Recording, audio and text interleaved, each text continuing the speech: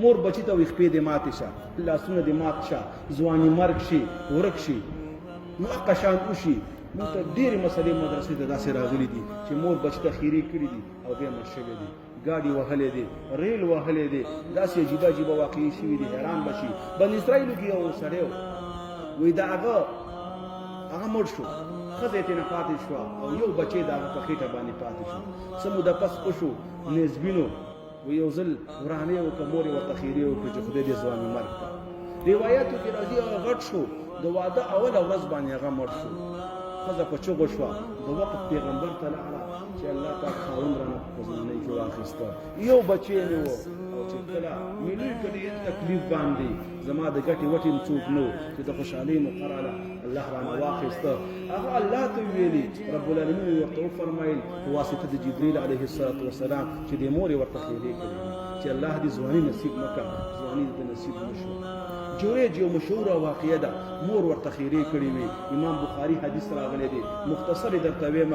جوریج و یو تاجر و، تاوان یې وکړ، ډېر زیات خفه شو، بیا یې ګټه وکړه نو ډېر زیات خوشحاله شو، بیا एकदम سوچ بدل شو، وایي دنیوي ګټې باندې دومره خوشحاله شوم ولې د آخرت ګټه نه کوم.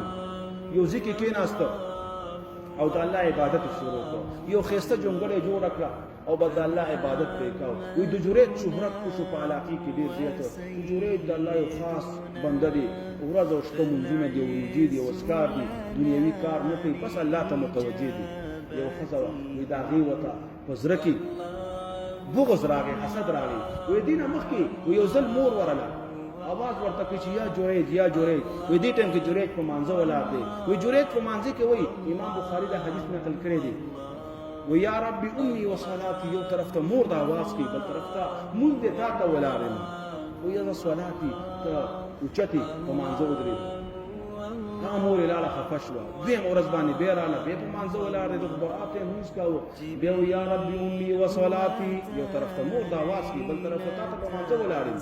په درېیمه ورځ بیا دقه شان وشو، بیا هغې ورته خیرې وکړې چې خدای دې وشرموه. مور خو بعضې وخت زړه ته نه شي، او دا مسله هم ده چې کله تا ته مور او پلار آواز وکړي په فرض نوم نه یې ولاړ، نو په نفل ولاړې هغه مات کوه، مور او پلار ته ورشه. نو مور او پلار ډېر حق دی، انشاءالله په دې باندې به م یو ځل خبره کوو. رب العالمین د خپل حق سره نږدې په څو مقاماتو کې د والدینو د مور او پلار حق ذکر کړی دی، د هغې حکمتونو بیان به هلته کوو چې مور ورته خیرې وکړي، د هغې ښځې بدکارې ورته په زړه کې حسد پیدا شو.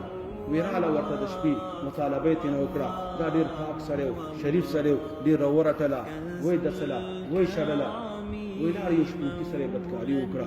څه موده پس د هغې بچی شو، چې بچی کله راغله خلکو کې مشهوره کړه چې دا خو ما سره جوریج بدکاري کړې ده. خلکو رامنډه کړه او د جوریج چې کومه عبادتخانه وه هغه یې ګزاره کړه، ویې لړوله، جوریج یې وواهه، جوریج ته یې کنځلې وکړې، بدې ردې وکړې. اخره کې جوریج وایي چې ما کړي څه دي؟ وایي تا داسې کار کړی وي، دا خبره هم کې.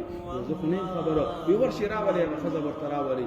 خلک ښځې پسې لاړل، دا اودس وکړه، 2 رکعته لمونځ یې وکړه، دې کې ښځه راغلې وه، ماشوم ورسره په غېږ کې دی د 2-3 ورځو. وایي جوریج راغی، ماشوم ته یې په خېټې باندې ګوزا ورکړه. وایي بچی وایه پلار دې څوک دی؟ هغه آواز وکړي چې فلانکې شپونکې. خلک حیران شول، وایي د 3 ورځو ماشوم خبرې وکړي. خلک جوریج ته پښتو پرېوتلو، خلاصونه ښکلوه، پېښ ښکلوه. خلکو یې تا ته به دا ستا عبادتخانه د سرو زرو جوړه کړو. وایي زما د سرو زرو نه پکار دی، څنګه واقع شانته جوړه کړه. ګوره دې کې دې خبرې ته اشاره ده، که ته څومره غټ سړی شي، که ته عالم شي، که ته قاضي شي، که ته ولی شي، که ته تبلیغي شي، که ته ډاکټر شي، بیا مور او مور یو پلار غیر چې هغه زمیندار وي، اگر که هغه ناپوهه وي، اگر که هغه په اسم نه پوهېږي، ستا نه درجه اوچته ده، ته دې دنیا ته د هغې په واسطه باندې راغلی، لهذا د مور او پلار ناقدري مه کوئ. ده چې څومره غټ ولي و، دنیا کې مشهور و، لیکن د مور بېقدري وکړه، الله پاک څنګه کړه.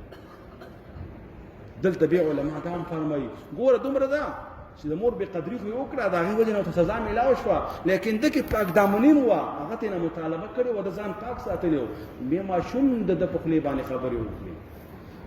خو خبره مې دې پورې کوله چې د مور بدوایي په ده باندې ولګېده، لهذا خپل ځانونه کنټرول کوي. خپلو بچو ته بددعایي مه کوئ، خپلو کشرانو ته بددعایي مه کوئ. غصه خو هر چا ته راځي.